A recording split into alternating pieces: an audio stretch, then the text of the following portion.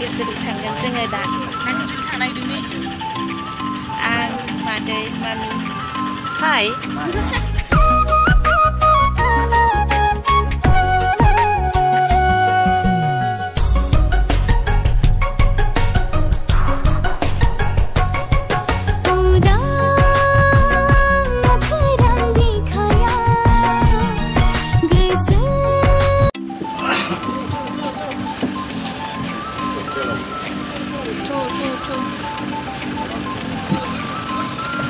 मोनबाय नै दासो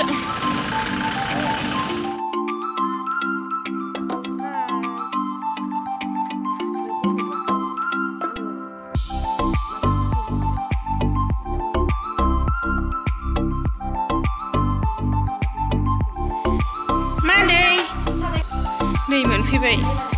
मालाय न'आ ओरैबा ओरैथार न'आ जि आरामथार बे फारा गोजा ए नै मादैया इसिनाव फैदों जोंहा आलासि जानो दै लोंबाय नै सफैबाय नै लोगोफोर बागाना न' खाथियावनो दङ बागान बे एसेल' खोमालाय न' बै मोनसे माबानियासो गुवारसिन बेनो ओरै नांहैयो खोमा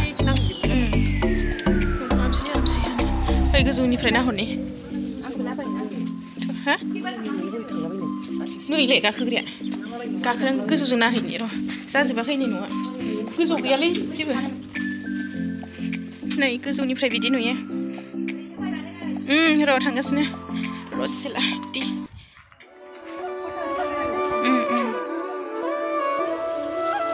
रसिला टि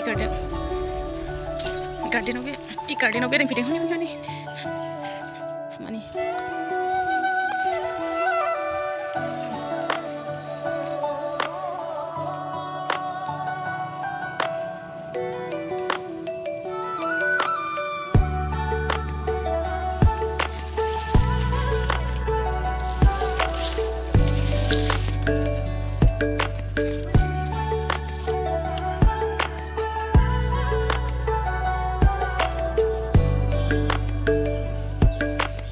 सिरि-सिरिहाय माबा खागासिनो नै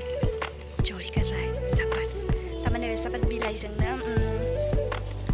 ग्रिन टि लोंनो हायो जों बानायनानै लोंगोन नै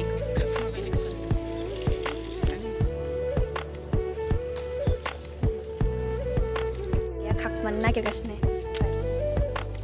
थारमाने सिखावखासो आरोना जोङो सासे बेरायनांगौ ओमफ्राय जों खाखुमागासिनो आरोना जि बुरजा खावना लाबोबाय नै ओमफ्राय आंना बेल' नै सिनाखिना जि बुरजाखा फोराननानै सिफ्लेनानै ग्रिन टि बानायनोसै नै जों मा लाबोखो नायलाय सापात बिजौखौ खाना लाबोबाय जोङो जि आराम बारनांदों बेयावसो न'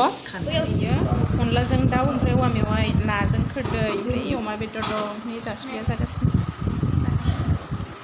जाग्रोनोसै बिदिबा लोगोफोर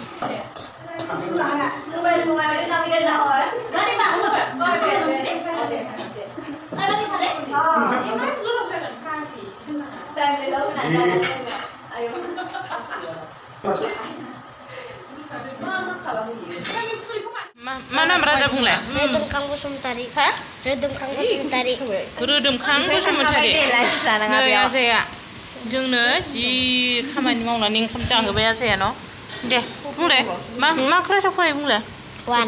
क्लास 1 मा स्कुलाव सेन्ट जुड इंलिश मिडियाम जुड ए सेन्ट जुड इंलिश नै जोंना जोहोलावा ओरैबायदि नै सिलाय लादों आंखौ गावना देहालाय सिलायबोदों सिलाय खारलांबाय हनै मादैया जोंहा थांनोसै ओंखारबाय हेल' थायदि मादै हेल' फै जोंहानाव फै थांनो ओंखारबाय बिमा असे बायदि जि खुला खामालाय जि फ्रिनो आदिया आरो मालाबा फैबाव दे बावनाङा गोसोखांनाङा बावादि जोङो जेबो नङा ओंखारखांबाय नै जोंहा जि जाहोबाय अनलाजों दाउ ओमफ्राय ना अमा बेदर ओमफ्राय मादै थोजासे जाहोनाय